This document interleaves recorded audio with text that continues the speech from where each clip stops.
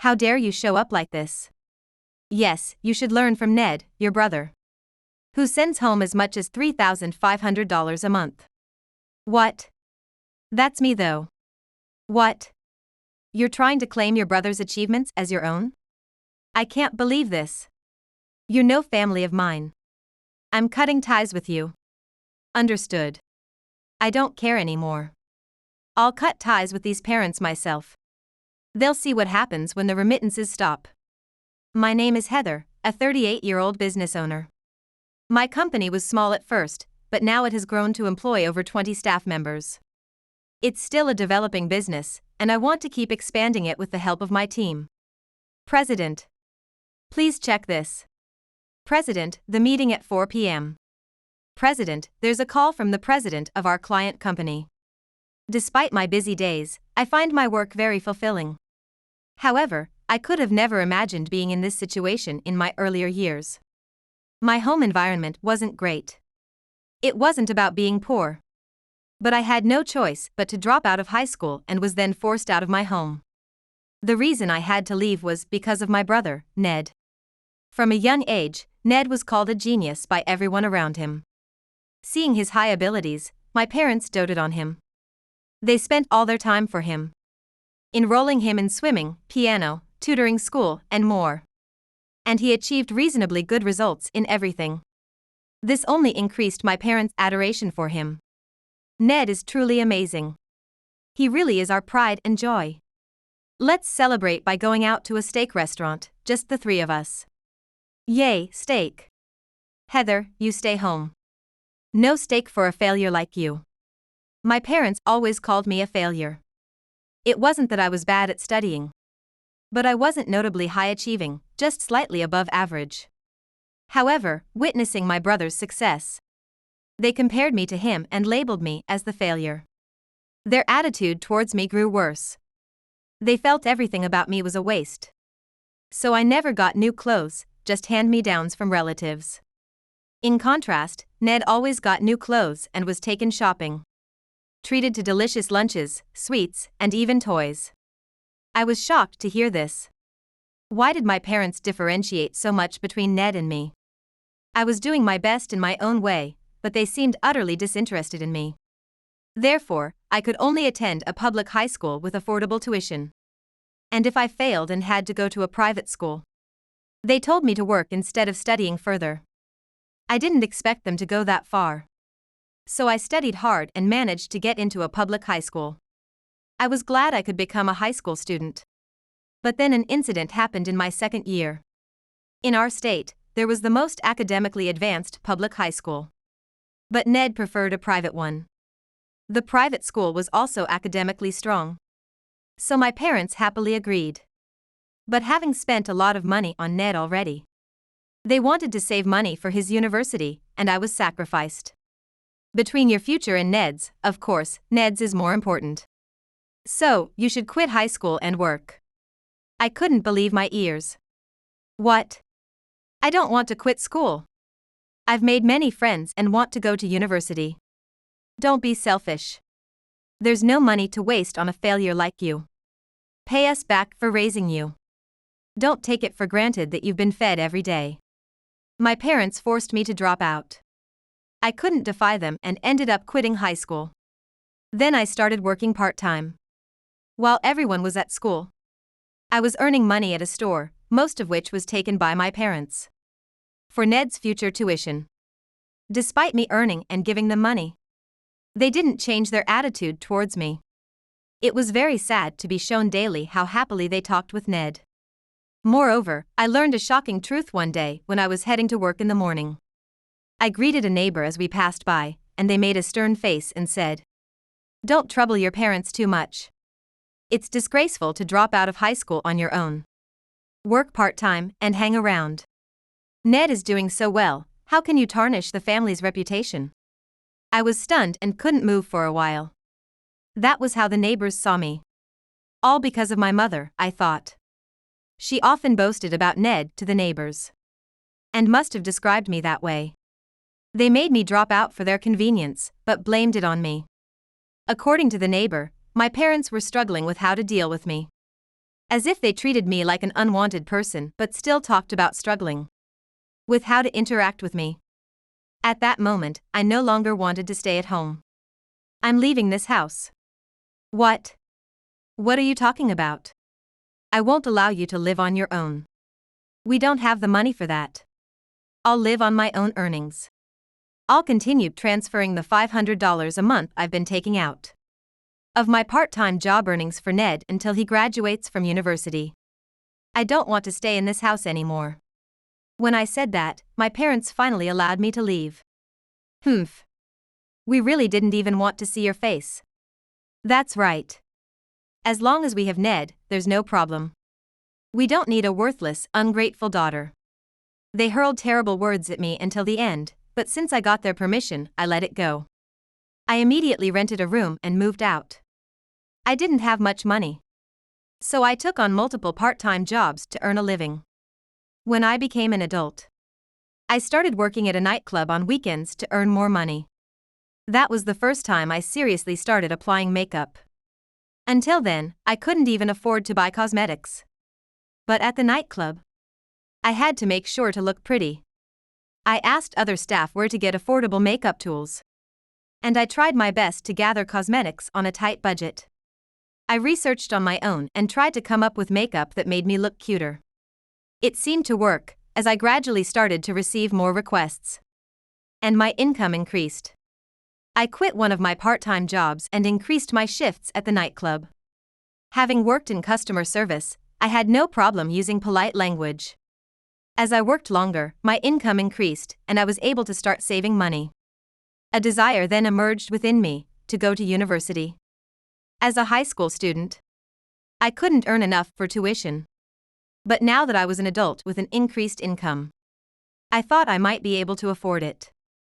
So, I started studying for entrance exams in my spare time. A year later, I successfully passed and was admitted to a university with a school of pharmacy. I chose this university because I wanted to develop cosmetics in the future.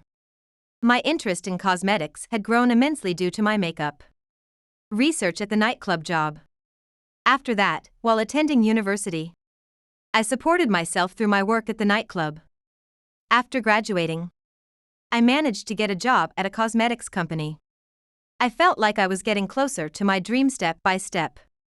And I was able to have a very fulfilling time. I worked feverishly after employment. It was fun because I was learning new things every day about something I was interested in. I became deeply engrossed in the world of cosmetics and continued to produce results at work. Eventually, I wanted to create my own cosmetics and sell them. That's when I started fundraising for my startup. Driven by my dreams, I worked earnestly every day. There was even a period when I tried to cut down on food expenses, eating mostly bread. Then, a few years ago, I went independent and started my own company. It was terrifying not knowing how it would turn out since it was my first time running a business, but curiosity won out. I developed cosmetics and conducted sales myself. Persistent effort paid off, and contracts gradually increased. By diligently handling each task in front of me, I was able to build trust and credibility. At the time of establishment, the company hardly made any profit. But now sales have significantly increased. Thanks to this, I'm earning more than I ever imagined. Just when I thought I'd keep up the good work, a call came from an unknown number. Who could it be? I had a bad feeling, but it could be a new business contact.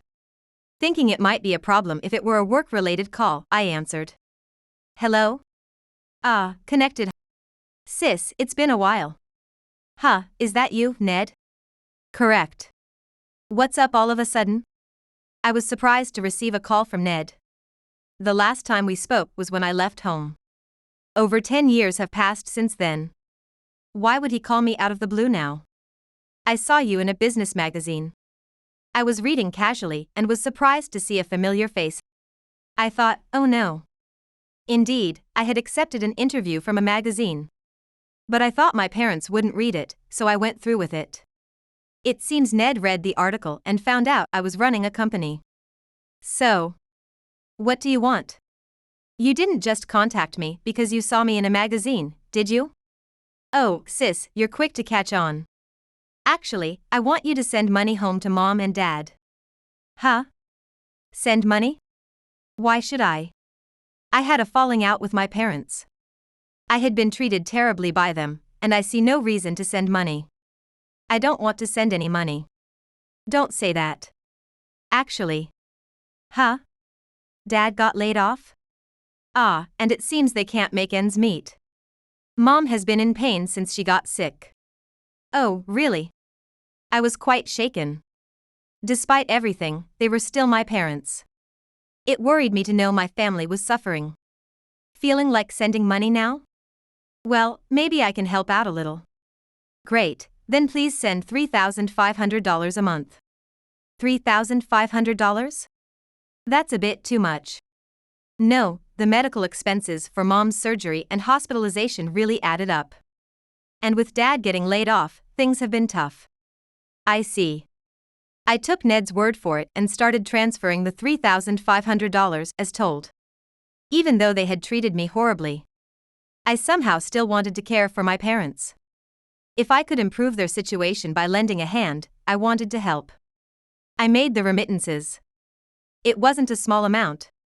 But since I was running a company and had a high income, I could afford the $3,500 monthly payment while maintaining my usual lifestyle.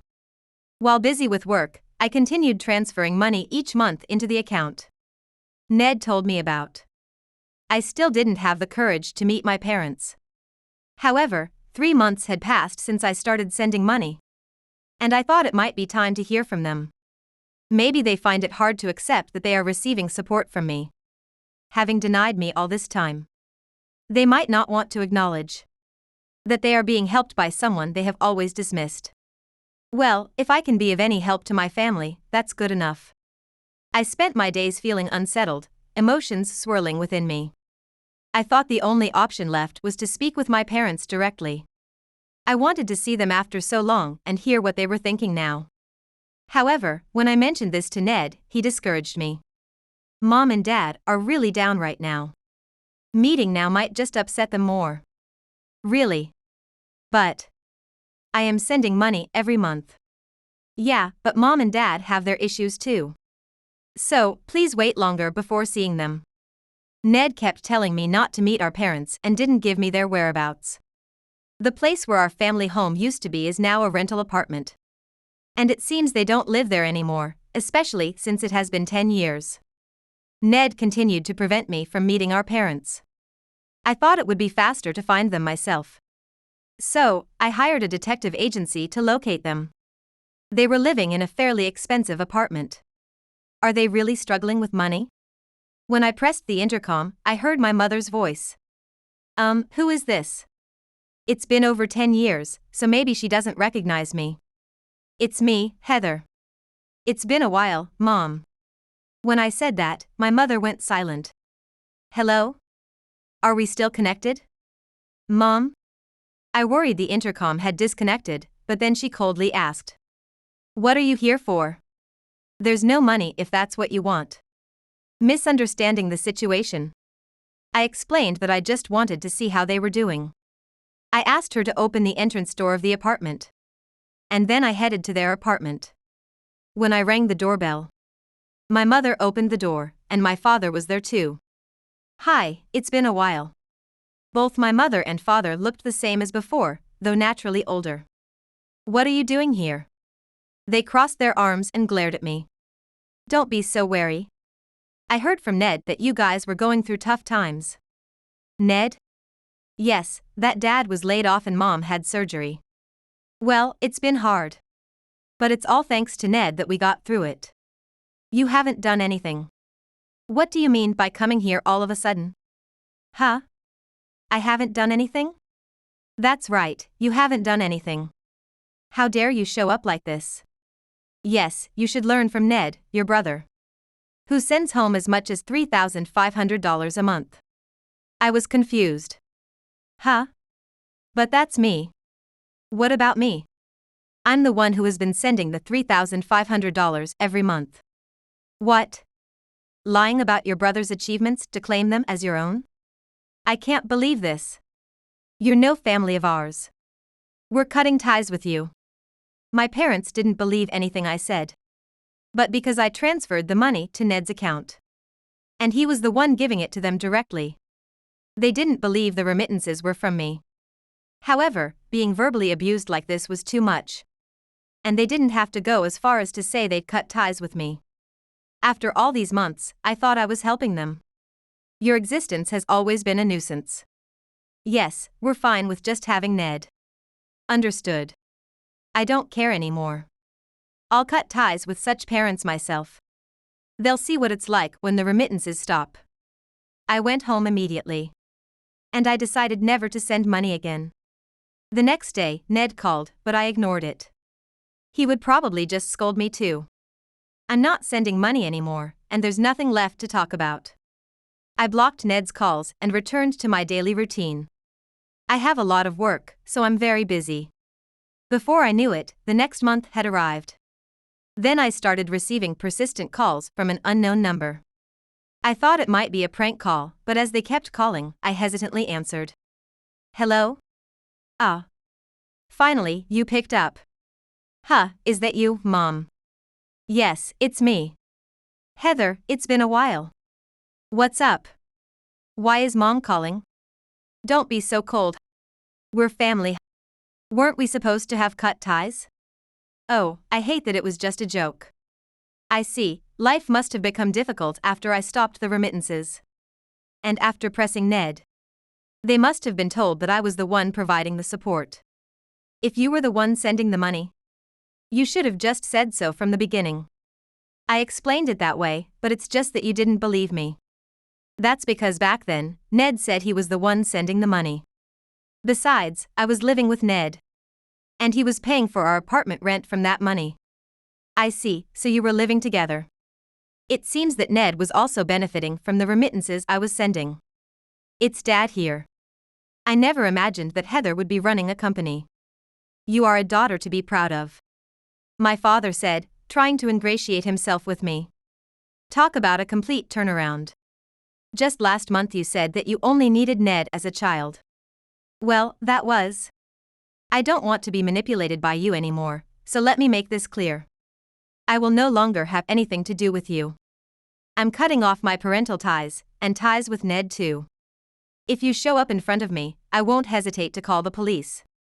Don't ever show your face to me again. But, wait. That's right.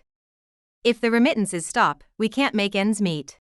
You've been sending money for about half a year now. So you must have some savings, right? No, when we moved into the new place. We spent all the money on expensive furniture and appliances. Wow, that's appalling. Why don't you sell the furniture to pay the rent? Anyway, I'm done with you. That's it. Oh, wait. After saying that, I hung up the phone and immediately blocked the number. I later heard from other relatives that my parents and Ned had been going around asking everyone for money. I wondered why Ned, who was good at studying, couldn't produce results at work. When I asked a relative about it, it turns out he hadn't managed to secure a position at a reputable company. Moreover, due to his high pride, he didn't listen to his superiors, made significant mistakes at work, and couldn't endure the cold treatment from his colleagues. So he quit the company on his own. Since then, he's been working part-time as a freelancer, earning about $1,000 a month.